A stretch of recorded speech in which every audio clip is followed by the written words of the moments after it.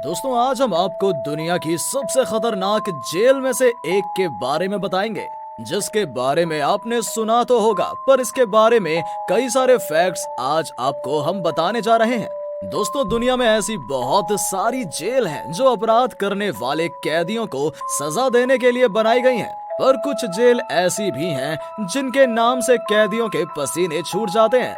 उन्हीं में से एक है सेलुलर जेल। जेल का नाम सुनकर आप में से बहुत से लोग समझ गए होंगे कि हम किसकी बात कर रहे हैं, लेकिन अगर आपको अभी भी समझ में नहीं आया तो हम आपको बता दें, हम बात कर रहे हैं काला पानी जेल की। काला पानी आजादी से पहले अंग्रेजों द्वारा भारतीय पर किए गए बेपनाह जुल्म की दर्दनाक कहानी है। एक ऐसी कहानी जो भारतीय इतिहास में काले अध्याय के रूप में दर्ज है। आज हम आपको अपने इस वीडियो में क्या होती है काला पानी की सजा, कैदी इसके नाम से क्यों कांपते थे, कहां है ये जेल, किसने और क्यों करवाया इसका निर्माण, जैसी बहुत सी चीजों के बारे में बताने वाले हैं। तो वीडियो को बिना स्किप किए अंत तक जरूर देखिएगा। चलिए और देर ना करते हुए वीडियो को स्टार्ट करते हैं। दोस्तों सेलुलर जेल भारत के केंद्र शासित प्रदेश अंडमान और निकोबार द्वीप की राजधानी पोर्ट ब्लेयर में स्थित है, जिसे लोग आज काला पानी जेल के नाम से भी जानते हैं। अब आप सोच रहे होंगे आखिर इस सेलुलर जेल का नाम काला पानी कैसे पड़ा, तो हम आपको बता दें, जेल के चारों ओर सिर्फ समुद्र ही समुद्र था। कई किलोमीटर तक जमीन का यहाँ कोई नामो निशान नहीं था, इसलिए इसे काला पानी भी कहा जाने लगा। ब्रिटिश हुकूमत ने इस जेल का इस्तेमाल आजादी की लड़ाई में हिस्सा लेने वाले स्वतंत्रता सेनानियों को सजा देने और कैद करने के लिए किया था। इस जेल के निर्माण का विचार ब्रिटिश हुकूमत के दिमाग में 1857 की पहली क्रांति के बाद आया और इसके बाद उन्होंने 1896 में इस जेल का निर्माण कार्य शुरू करवा दिया। अंडमान निकोबार द्वीप के घने जंगलों को काटकर जेल के लिए ये जगह खाली करने का काम शुरू किया गया, लेकिन वहां पर काम करने वाले लोगों के लिए यहाँ की जलवायु, जंगलों में सांप और बिच्छू उनके लिए लगातार संकट बने रहे। बहुत से लोगों को वहां पर मलेरिया ने जकड़ लिया। सबसे पहले अंग्रेज अधिकारियों के लिए आवास, कमिश्नर हाउस वाला प्रेस रूम जैसी चीजों का निर्माण कराया गया।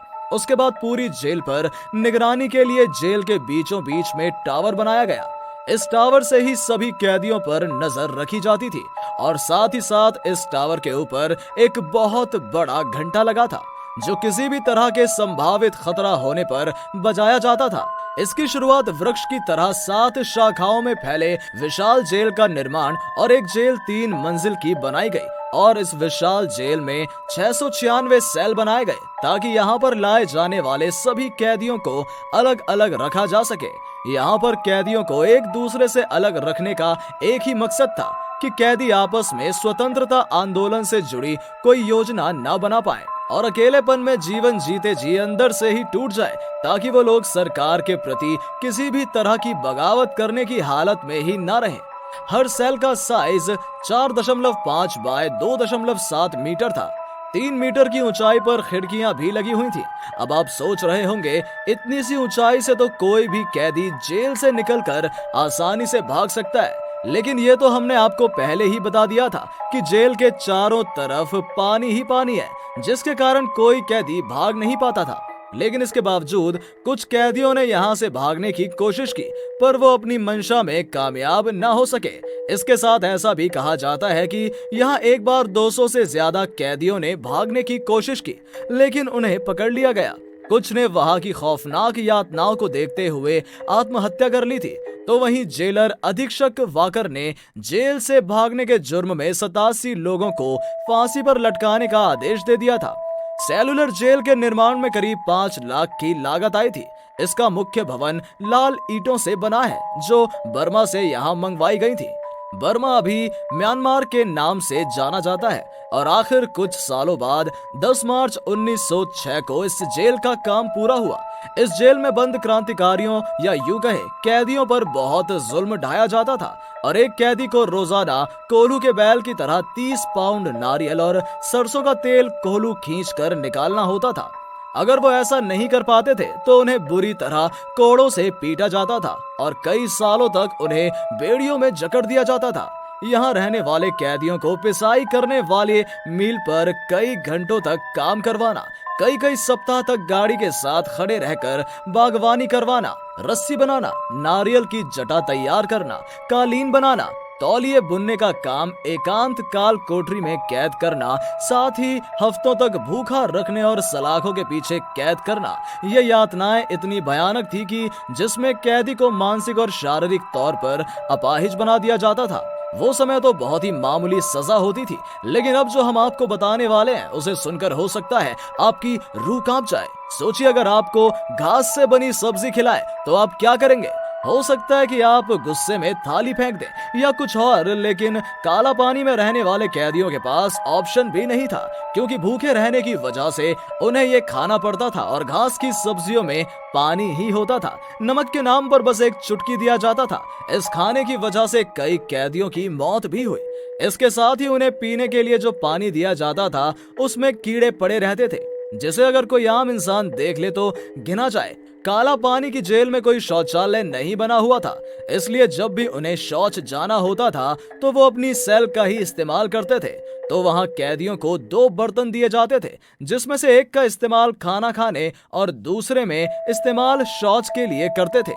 जब भी वो अपनी सेल से बाहर आते थे तो उस बर्तन को साफ कर लेते थे। यहाँ तक कि कैदियों के पास सोने के लिए ना तो रजाई थी ना कंबल, चाहे मौसम कैसा भी हो, हमेशा जमीन पर ही सोना होता था। जब भी वहां रहने वाले किसी कैदी ने किसी चीज की मांग की तो उन्हें इतनी भयानक सजा दी जाती थी जिसकी हम और आप कल्पना भी नहीं कर सकते।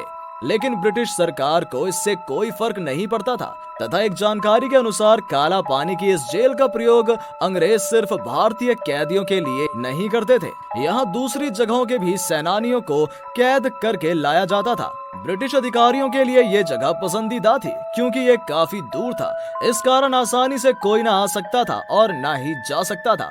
दूसरे विश्व युद्ध के दौरान जापानी शासकों ने इस जेल पर कब्जा किया और अंग्रेजों को ही सेलुलर जेल में बंदी बना लिया था।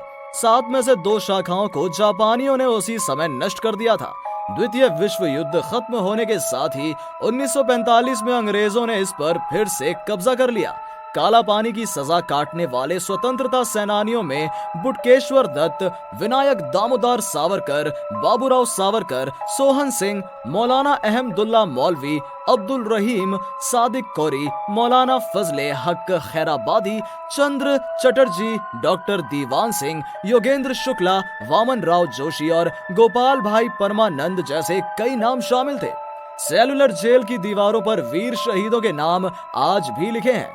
साथ ही वहां एक संग्रहालय भी बनाया गया जहां पर उन अस्त्रों को देखा जा सकता है जिसमें स्वतंत्रता सेनानियों पर अत्याचार किए जाते थे। भारत को आजादी मिलने के बाद इसकी 2 शाखाओं को ध्वस्त कर दिया गया था। बाकी बची 3 शाखाओं और मुख्य टावर को 1969 में राष्ट्रीय स्मारक घोषित कर दिया गया।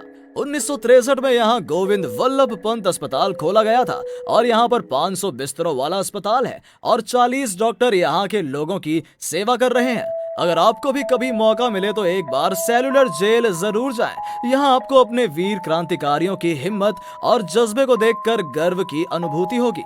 भारत सरकार ने हमारे स्वतंत्रता सेनानियों की स्मृतियों को आज तक संभाल कर रखा है और जब भी कभी आपको जीवन में घूमने का मौका मिले तो एक बार काला पानी जरूर जाएं। तो दोस्तों, क्या आप भी काला पानी की सजा के बारे में पहले से जानते थे?